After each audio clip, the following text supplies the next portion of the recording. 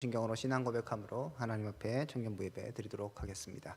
신앙 고백하겠습니다. 전능하사 천지를 만드신 하나님 아버지를 내가 믿사오며 그 외아들 우리 주 예수 그리스도를 믿사오니 이는 성령으로 잉태하사 동정녀 마리아에게 나시고 본디오 빌라도에게 고난을 받으사 십자가에 못 박혀 죽으시고 장사한 지 사흘 만에 죽은 자 가운데서 다시 살아나시며 하늘에 오르사 전능하신 하나님 우편에 앉아 계시다가 저리로서 산자와 죽은 자를 심판하러 오시리라.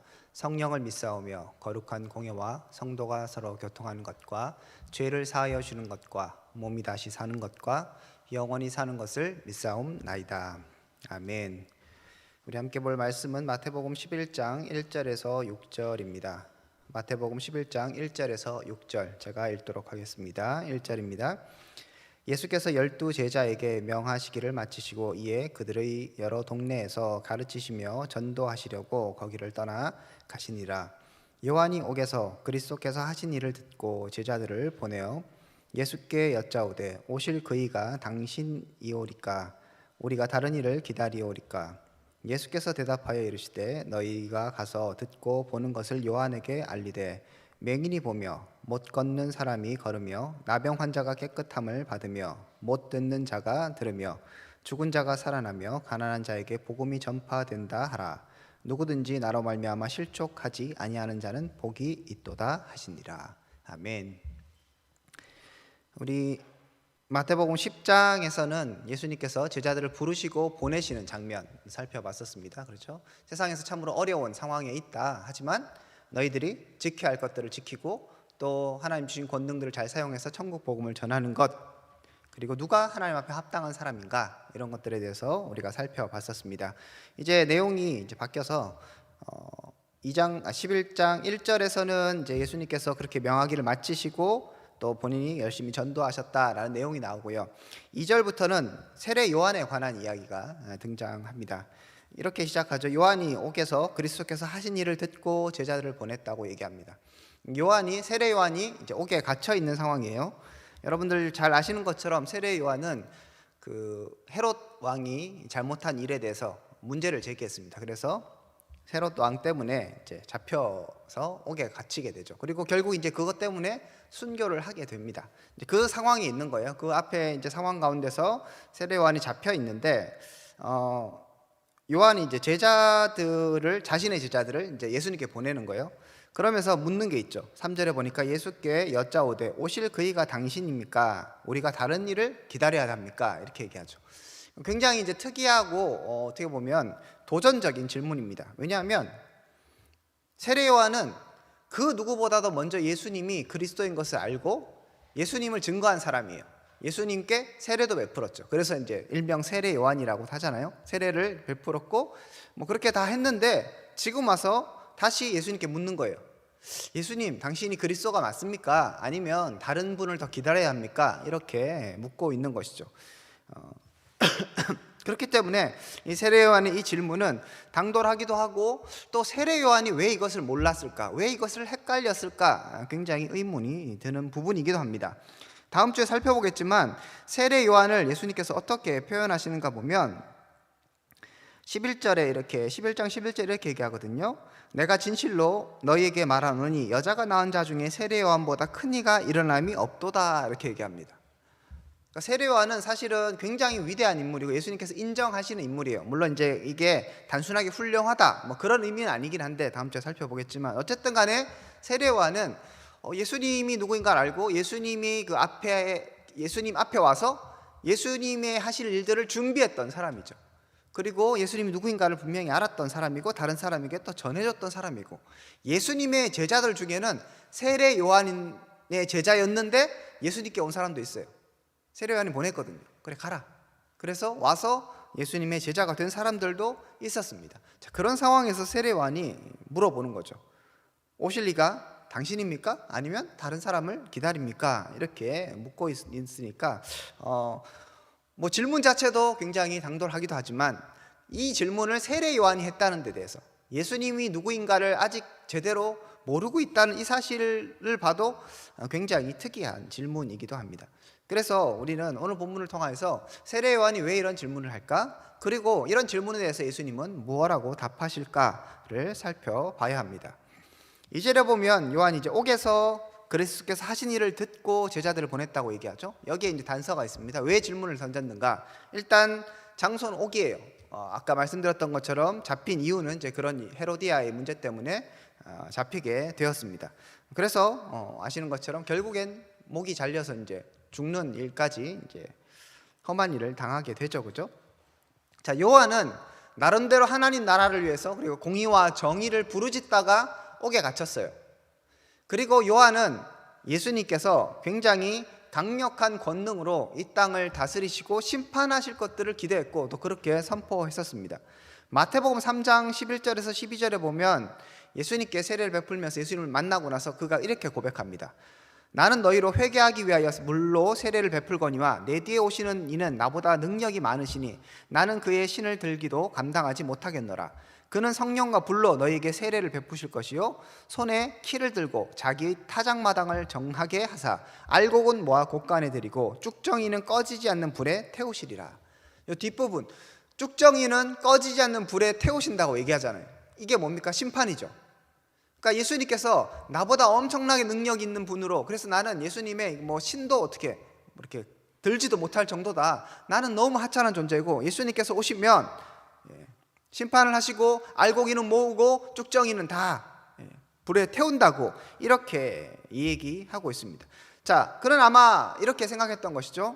요한은 하나님께서 이 땅에 공의를 세우시고 그리고 회복시키시고 그리고 로마의 압제에서 이스라엘 백성들을 회복하시고 하나님의 백성을 모으시는 이런 모습으로 상상하고 기대했던 것 같습니다. 자, 그런데 예수님께서 하시는 일들을 들었어요. 2절에 보면 그리스도께서 하신 일을 듣고 제자들을 보냈잖아요. 그러니까 그는 앞에서 얘기했던 것처럼 그렇게 강력하고 뭔가 심판하고 공의와 정의를 세우고 이런 것들을 기대를 잔뜩 하고 있었는데 예수님이 하신 일을 들으니까 그거하고 좀 다른 거예요. 물론 능력은 많으세요. 그래서 많은 병자를 고쳐주시고 이런 것들은 분명히 하셨는데 요한이 기대했던 것처럼 어떻게 보면 로마의 압제에서 자신들을 구원하고 그리고 그 악한 사람들을 심판하고 이런 것들은 잘 안 하시는 것 같은 거죠. 오히려 마태복음 9장에 보면 예수님 뭐 하셨는가 여러분 기억하시겠지만 마태의 집에 가서 예수님께서 세리와 죄인들과 함께 먹고 마시십니다. 그러니까 그 당시에 바리새인과 서기관들도 이 뭐냐 이렇게 의문을 가질 정도였으니까 죄인들도 이렇게 손 벌려서 다 받아주시는 것 같고, 그러니까 심판하고 거리가 먼 거죠. 이것도 분명히 예수님의 모습이고 심판도 예수님의 모습이긴 한데 세례 요한은 예수님을 그런 것 쪽으로만 생각했던 거죠. 더구나 자기는 하나님의 나라의 공의 이런 것들을 외치면서 지금 목에 갇혀 있는데 지금 죽을지도 모르는 그 상황인데 예수님은 자기가 기대하는 것과는 좀 다르게 자꾸 일하고 계시는 것이죠. 그러니까 이게 뭐지 이런 생각들을 자꾸 하게 되고 결국에 가서 예수님께 묻게 되는 것입니다. 여기서 우리가 살펴볼 것은 우선 일단 기본적으로는 예수님께서 이렇게 물었을 때 세례 요한을 이런 멍청한 놈 이렇게 안 하셨어요. 이런 믿음이 없는 놈 이렇게 하지 않으시고 그냥 대답을 해주십니다. 그런 거 봤을 때 이런 믿음에 있어서 의심이 생기고 사실은 자기가 생각했던 것과 다른 상황이 펼쳐질 때 나름대로 의문이 드는 것 자체를 예수님께서 크게 나무라지는 않으시는 것 같아요. 마찬가지입니다. 여러분 우리가 신앙생활 하다 보면 내가 원하는 하나님, 내가 원하는 예수님의 모습, 내가 원하는 교회의 모습이 있잖아요. 그런 상을 나름대로 그려놓고 그게 막 성경하고 완전히 위배되는 것도 아니고 일부분 있는 거죠. 그런 것들을 생각하면서 하나님 나에게 이렇게 해주시겠지, 또 열심히 기도도 하고 나 나름대로 열심히 하는데 계속 시간이 지나면서 보면 하나님께서 내가 원하시는 방식, 내가 기대하는 방식으로 일을 하지 않으실 때가 있는 거죠. 나는 지금 이거 하면 하나님께서 나에게 복 주실 것 같고, 내가 지금 이것만 하면 하나님께서 나와 함께 하실 것 같고, 내가 이걸 하면 굉장한 능력과 하나님이 동행하시고 또 일하시는 것들이 보일 것 같은 그런 생각이 들고 막 열심히 기도하고 했는데 아무 일이 일어나지 않을 수도 있는 것이죠. 요즘에 코로나 때문에 교회가 욕을 먹잖아요. 뭐 누가 잘못했던 이랬던 간에 하여튼 뭐 열심히 예배를 드린다고 모였는데 예배 드리는 것이 욕먹게 되는 거잖아요. 그런 것 가운데서 우리가 혼란을 일으키는 거죠. 하나님, 예배하는 게 잘못됐습니까? 하나님을 섬기는 거, 열심히 섬기는 거, 이것이 문제입니까? 이런 생각을 할 수 있는 것이죠. 자, 그런 의문이 드는 것 자체 그것은 그럴 수 있다, 이렇게 생각할 수 있습니다. 그러면 그런 의문이 들 때 어떻게 해야 합니까? 세례 요한은 예수님께 물어봤어요. 옥에 갇혔기 때문에 직접 와서 예수님께 묻지를 못했지만 세례 요한은 제자들을 보내서 분명히 질문하고 있습니다. 여러분도 이것이 필요합니다. 하나님 앞에서 내가 이해되지 않는 부분이 있을 수 있잖아요. 여러분들 어떠신지 모르겠지만 다 이해되시면 참 좋지만 하나님은 우리의 이해, 우리의 생각을 넘어서시는 분이잖아요. 욥기도 마찬가지 아니겠습니까? 욥이 왜 고난받는지 이유를 모르겠잖아요. 자기는 죄 지은 것도 없고 크게 문제가 없는데 왜 하나님 이런 고난과 고통을 당하게 하실까에 대한 의문을 하면서 끊임없이 하나님께 질문합니다. 하나님 왜 그렇죠? 왜 그렇죠? 뭐가 문제죠? 좀 나와하고 같이 얘기를 좀 해봅시다. 계속적으로 욥이 그 얘기를 하고 있거든요. 마찬가지입니다. 우리가 하나님 앞에 질문거리가 생기면 질문하는 것이 필요합니다. 의문이 있다면 그것을 하나님 앞에 내어놓고 해결하는 것이 필요합니다. 무엇보다도 가장 중요한 예수님이 누구인가에 대해서 흔들리기 시작하면 이건 아무것도 안 되는 것이죠. 그렇기 때문에 세례 요한은 질문했고, 그 위대한 세례 요한이지만, 그렇게 신앙생활을 잘한 세례 요한이지만 이런 질문을 하는 것이죠. 부끄럽게 생각하지 않고, 그리고 본인이 다른 사람들에게 이분이 그리스도야 라고 시컨 다 얘기해놨는데 자기가 이게 뭐지 했을 때 다른 사람들 보기에 얼마나 민망하겠어요. 아니라고 뭐 어떡할 거예요. 그럼에도 불구하고 세례 요한은 이 부분이 굉장히 중요하기 때문에 질문하고 있는 것입니다. 여러분에게도 질문의 용기, 훌륭한 학생은 질문하는 학생이잖아요. 저도 이제 항상 가르쳐 보면 저는 이제 토론식 수업을 좋아하는데 짧게 이제 강의하고 자 질문하세요 하면 질문을 잘 안 해요. 한국 사람은 또 특히 질문을 안 한다 하더라고요. 막 다큐멘터리로도 나오던데 실험 영상 해갖고 한국 사람은 절대 질문하지 않는다. 그게 우리의 또 습성이기도 한데, 하지만 하나님 앞에서는 부끄러워할 것이 없는 것이죠. 하나님 앞에 여러분의 의문을 내어놓아야 합니다. 이 땅에서 내가 어떻게 살아가고 하나님이 도대체 나의 인생 가운데 무엇을 원하시는가에 대해서 끊임없이 질문해야 되는 것이죠. 때로는 그 질문에 명확한 해답을 못 얻을 수도 있습니다. 하지만 질문하는 것 자체는 중요한 것이고요. 그렇게 질문과 씨름하다 보면 결국 결과는 하나님께로 더 가까이 나가게 되는 것입니다. 그래서 야고보서 1장 5절에 제가 자주 인용하는 구절이죠. 너희 중에 누구든지 지혜가 부족하거든 모든 것을 후히 주시고 꾸짖지 아니하시는 하나님께 구하라 그러면 주시겠다라고 약속하셨기 때문에 이 약속 의지하면서 여러분이 끊임없이 질문하시기 바랍니다. 무엇보다도 기초적인 것, 정말 중요한 것, 예수님이 누구인가? 내가 정말 구원받았나? 이런 것을 끊임없이 질문해야 하는 것이죠. 받았겠지, 대충 넘어가는 게 아닌 것이죠. 나는 정말 하나님의 사람인가? 끊임없이 질문하는 것이 필요합니다. 그랬을 때 우리의 신앙은 자라날 수 있게 되는 것입니다. 자, 그렇다면 예수님은 이 질문에 무엇라고 대답하셨는가? 이것도 중요하겠죠. 우리가 질문했으면 그 질문에 답을 얻을 수 있는 중요한 또 단서가 여기에 있기 때문입니다. 예수님께서 이렇게 얘기하십니다. 4절에 보니까 대답하여 이르시되 너희가 가서 듣고 보는 것을 요한에게 알리되 맹인이 보며 못 걷는 사람이 걸으며 나병 환자가 깨끗함을 받으며 못 들은 자가 들으며 죽은 자가 살아나며 가난한 자에게 복음이 전파된다 하라라고 이 대답이 이것입니다. 자, 당신이 그 사람입니까? 그리스도입니까? 아니면 우리가 다른 사람을 기다려야 합니까? 라의 질문에 yes or no 그냥 쉽게 얘기하시면 될 텐데 그렇게 얘기하지 않으시고 조금 약간 선문답처럼, 그죠? 엉뚱한 답인 것 같은데 완전한 정답을 얘기하십니다. 그래서 제자들에게 얘기하는 것이죠. 너희가 가서 듣고 보는 것을 요한에게 얘기해라. 그러니까 예수님께서 내가 맞다 이렇게 얘기할 때 의심이 드는 사람들은 또 의심이 들 수 있는 거죠. 또 다른 생각이 들 수 있는 거죠. 그러니까 정확하게 정말 확실한 답을 해주어야 할 필요가 있었던 것이죠. 그래서 5절에 예수님께서 예수님이 이런 일을 하셨다고 전해줘라 라고 얘기합니다. 이것은 사실에 기반한 것이죠. 그죠? 그러면 이런 일이 무엇입니까? 이런 일은 뭐냐면 5절에 나오는 그 일은 바로 이사야에서 예언된 그리스도가 오시면 이런 일을 하게 될 것이라고 예언된 그 말씀의 약속이 예수님을 통해서 이루어진다는 사실을 명확하게 하고 있는 것입니다. 프린트물에 드렸던 것처럼 35장에 보면 그때 맹인의 눈이 밝을 것이며 못 듣는 사람의 귀가 열릴 것이며 그때 저는 자는 사슴과 같이 뛸 것이며 말 못하는 자의 혀는 노래하리니 이는 광야에서 물이 솟겠고 사막에서 시내가 흐를 것입니다. 이사야서 61장에 주 여호와의 영이 내게 내리셨으니 이는 여호와께서 기름을 부으사 가난한 자에게 아름다운 소식을 전하게 하려 하심이라. 나를 보내사 상한 마음이 상한 자를 고치며 포로된 자에게 자유를, 갇힌 자에게 노임을 선포하며.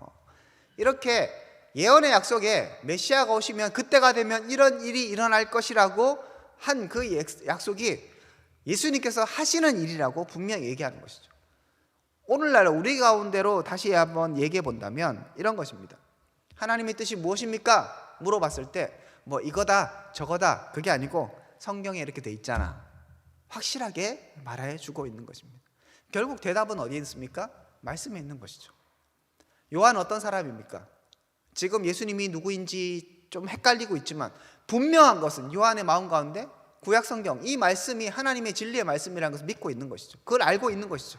그 요한에게 다른 쓸데없는 얘기하지 않고 자, 약속의 말씀이 나를 통해서 이루어지고 있다라는 것들을 분명히 말씀하고 계시는 것입니다. 이것이 예수님의 대답이었습니다. 이 대답을 받고 세례 요한이 어떻게 반응했더라는 얘기는 없습니다. 하지만 당연하게 우리가 기대할 것은 세례 요한은 이 말씀을 듣고 다시 한번 믿음을 굳게 했을 거라고 우리는 충분히 유추할 수 있습니다. 우리에게 의문이 들 때, 우리 가운데 고민이 생길 때, 하나님을 향해서 도대체 하나님 왜 이러십니까? 라는 생각이 들 때, 하나님 이때입니까? 저때입니까? 그런 생각이 들 때, 무엇보다도 가장 기본적인 믿음의 뿌리가 흔들릴 때, 그때 우리는 다시 어디로 돌아가야 합니까? 말씀으로 돌아가야 하는 것입니다. 다른 사람에게 우리가 조언을 구할 수 있죠, 그죠? 그리고 친구들과 함께 하면서 이런저런 얘기를 하면서 힘을 얻을 수도 있습니다. 그렇지만 가장 근본적으로 나의 질문에 대답을 주는 것은 말씀입니다. 말씀을 모르면 끊임없이 흔들리는 것이죠. 그래서 예수님께서 6절에 뭐라고 얘기하십니까? 누구든지 나로 말미암아 실족하지 않는 자는 복이 있도다. 누구든지, 세례 요한도 마찬가지고 아무리 길고 날뛰는 사람이라도 나로 인해서 실족하지 않는 사람이 복이 있다고 예수님께서 말씀하시는 것입니다. 수많은 사람들이 처음에 예수님이 오셨을 때 환호했습니다. 오병이어의 기적을 베푸는 것을 보면서 사람들이 어떻게 했습니까? 예수님을 임금 삼으려고 했잖아요. 수많은 사람들이 예수님 주위에 몰려들었습니다. 주님을 따랐고요, 그가 선지자이고 메시아라고 사람들이 얘기했습니다. 하지만 결국은 어떻게 됐습니까? 다 뿔뿔이 흩어졌잖아요. 그냥 예수님의 겉모습, 정말 말씀에 기반이 한 것이 아니라 그분이 주신 어떤 것, 이런 것에 취해서, 떡에 취해서, 병 고친 어떤 기적에 취해서, 나에게 주어진 어떤 혜택에 취해서 예수님을 따르는 자들은 결국에 가서 중대한 의문이 들 때 넘어지게 되는 것이죠. 실족, 발을 이렇게 헛디디는 거잖아요. 하지만 하나님의 사람들은 그런 의문이 들 때 어디로 가야 하는 것입니까? 말씀으로 가는 것입니다. 너무나 뻔한 얘기인데 해답은 그거밖에 없습니다. 그럼 지금 내가 고민하는 거, 그런 거 성경에 써 있느냐? 내가 어느 직장 가고 내가 언제쯤 잘 될까? 성경에 써 있나요? 그런 거 없습니다. 그렇지만 무엇보다도 말씀은 우리의 삶의 길을 인도하는 것이죠. 무엇보다도 하나님 앞에서 가장 기본적인 그 물음에 대해서 우리에게 해답을 줍니다. 그리고 그 외의 것들은 격가지들이 중요한 것이 아닌 것이죠. 수많은 사람들은 표적과 그 다음에 뭔가 일어난 어떤 눈에 보이는 어떤 것을 추구합니다. 그래서 예수님께서 이렇게 말씀하셨죠. 마태복음 12장 39절에 예수께서 대답하여 이르시되 악하고 음란한 세대가 표적을 구하나 선지자 요나의 표적 밖에는 보일 표적이 없다. 이 세상 사람들은 표적을 구한다는 거예요. 눈에 보이는 것, 나에게 어떤 것이 이렇게 잡혀지는 것, 이런 것들을 구합니다. 하지만 예수님께서 얘기하시는 것은 선지자의 요나의 표적밖에 없다는 건 뭐냐면 예수님께서 3일 만에 죽고 부활하신 그 표적 외에는 다 필요 없다는 것이죠. 복음, 하나님의 말씀, 정말 기본으로 돌아가지 않으면 우리는 어떤 해답도 얻을 수 없습니다. 이 땅을 살아나갈 때, 지금 여러분이 인생의 길을 걸어갈 때 여러분이 교회와 그 다음에 세상과 또 믿음과 여러 가지 갈등들, 혹은 뭐 다른 사람과의 관계에 있어서 갈등, 그 다음에 앞으로의 진로와 또 앞으로의 뭐 미래에 대한 고민, 이런 모든 것들이 뭐 어떻게 해라 저렇게 해라 구체적으로 뭐 이런 것은 없지만 성경 말씀을 통해서 우리는 그 해답을 얻을 수 있는 것이죠. 말씀으로 가지 않고 무엇을 우리가 얻을 수 있습니까? 말씀으로 가지 않고 말씀을 모르면서 어떻게 이 땅을 살아나가려 하십니까? 세례 요한도 이렇게 흔들리는데 옥에 갇히고 힘드니까 아닌가? 자기가 기대했던 아닌가? 이런 생각을 갖는데 여러분, 우리는 어떡합니까? 세례 요한도 그 당시에 사람이었던 거예요. 시대의 사람인 거예요. 어쩔 수 없이 그 당시 사람들에게 가장 관심거리는 메시아가 와서 지금 이 어려운 로마의 압제, 그 다음에 이 종교적 타락, 이런 것들을 좀 싹 쓸어버리고 새로운 나라, 하나님의 나라를 이 땅 가운데 좀 건설했으면 좋겠다, 정치적인 메시아를 기대했던 것이죠. 세례 요한도 여전히 그런 사상에 물들어 있었던 것이죠. 그러니까 극복을 잘 못하는 거예요.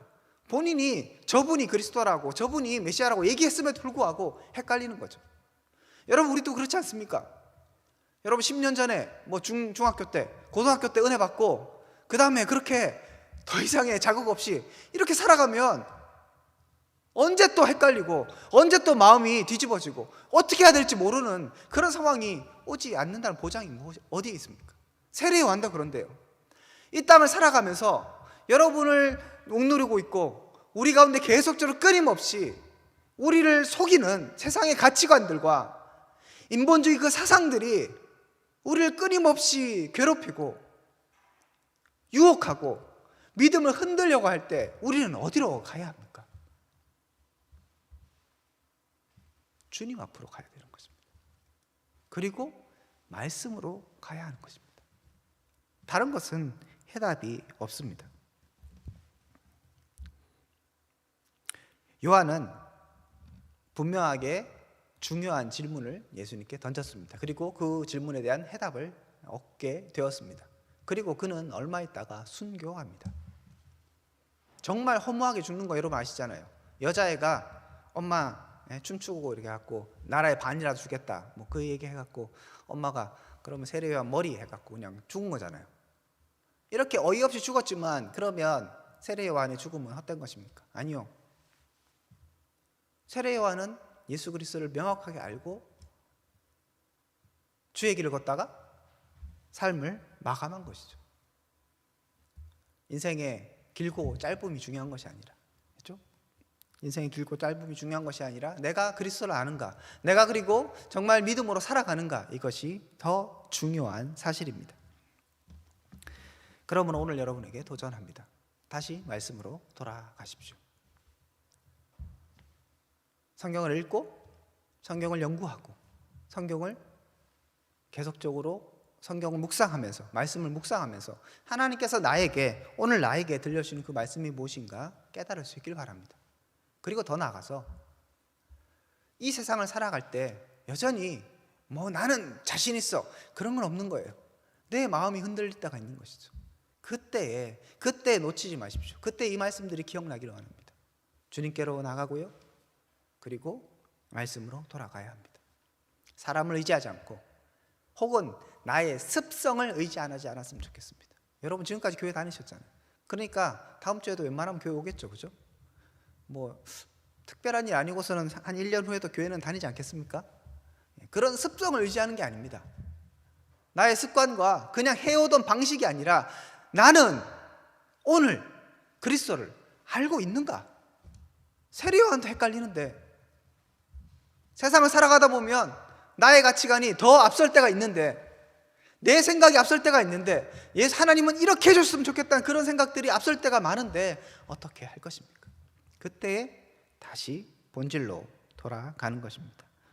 그래서 나로 말미암아 실족하지 않는 자는 복이 있다고 하는 것, 정말 이 복, 하나님의 복, 하나님이 주시는 하늘의 복, 하나님의 백성이 누릴 수 있는 그 복을 누리시는 저와 여러분 될 수 있기를 주님의 이름으로 축복드립니다. 기도하겠습니다. 하나님 감사합니다. 우리가 주의 말씀으로 돌아가길 원합니다. 우리가 주님께로 나가 우리의 의문과 우리의 고민과 우리의 생각들을 아뢰며 또한 말씀으로 돌아가 주님의 뜻이 무엇인가 분별하고 깨달을 수 있는 지혜와 명철 허락하여 주시옵소서. 이제는 주 예수 그리스도의 은혜와 하나님의 사랑과 성령님의 교통하심이 오늘 말씀을 통하여 다시 한번 주만 바라보기로 결단하는 믿음의 백성들 가운데 지금으로부터 영원토록 함께 있을지어다. 아멘. 예, 여러분 수고하셨고요. 우리 다음 주에 또 건강한 모습으로 뵙도록 하겠습니다.